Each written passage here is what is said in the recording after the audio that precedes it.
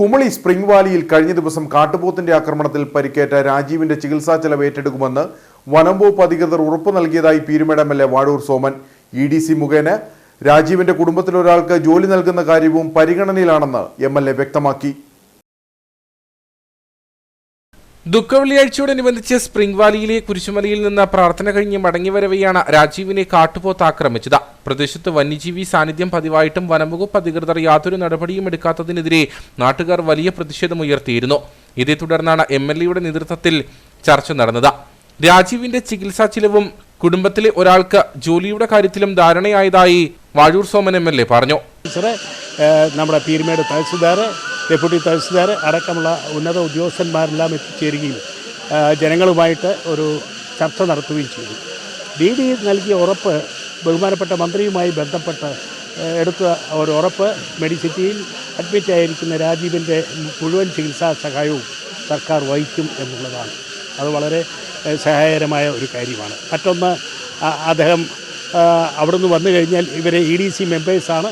EDC മുഖേന കഴിയാവുന്ന സഹായങ്ങൾ തുടർന്നും ചെയ്യുമെന്ന് ഉറപ്പ് തന്നിട്ടുണ്ട്.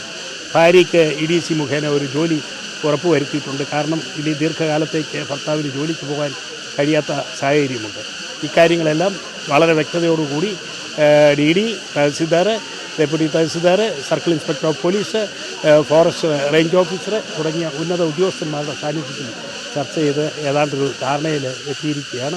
അതേസമയം ആക്രമണകാരിയായ കാട്ടുപോത്തിനെ കണ്ടെത്താനുള്ള ശ്രമങ്ങൾ പുരോഗമിക്കുന്നതായി Periyar tiger reserve deputy director Patil Suyog Subhash Rao വ്യക്തമാക്കി. നിലവിൽ വനത്തിനുള്ളിലാണ് കാട്ടുപോത്തെന്നും പുറത്തേക്ക് വരാതിരിക്കാനുള്ള ശ്രമങ്ങൾ നടത്തുമെന്നും പ്രദേശത്ത് വനപാലകരുടെ പെട്രോളിംഗ് ശക്തമാക്കുമെന്നും അദ്ദേഹം പറഞ്ഞു. അല്ല, ഡിസ്ട്രിക്ട് പറഞ്ഞാൽ ഒരു ഓൾറെഡി നമുക്ക് ഇന്നലെ രാത്രി നമുക്ക് ഈ ഇഷ്യൂ സംഭവിച്ചതിന് ശേഷം നമുക്കൊരു പ്ലാൻ ഉണ്ടാക്കിയിട്ടുണ്ട്. നമ്മുടെ ഡിപ്പാർട്ട്മെൻറ്റ് സൈറ്റിൽ നിന്ന് നമുക്ക് ഓൾറെഡി ഡ്രൈവും അല്ലെങ്കിൽ ഡാർട്ടിങ്ങിന് വേണ്ടി ഓൾറെഡി ഡിസിഷൻ ഓർഡർ വന്നിട്ടുണ്ട്.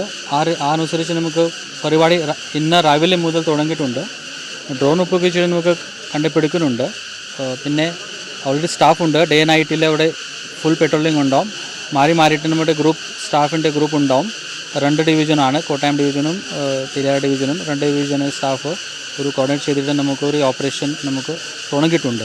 പരിക്കേറ്റ് കോട്ടയത്തെ സ്വകാര്യ ആശുപത്രിയിൽ ചികിത്സയിലുള്ള രാജീവ് അപകടനില തരണം ചെയ്തു. കുമളി മുതൽ മുണ്ടക്കയം വരെയുള്ള വനാതിർത്തിയിൽ ഫെൻസിംഗ് ചെയ്ത വന്യജീവികൾ നാട്ടിലേക്ക് ഇറങ്ങുന്നത് തടയണമെന്നാണ് നാട്ടുകാരുടെ ആവശ്യം.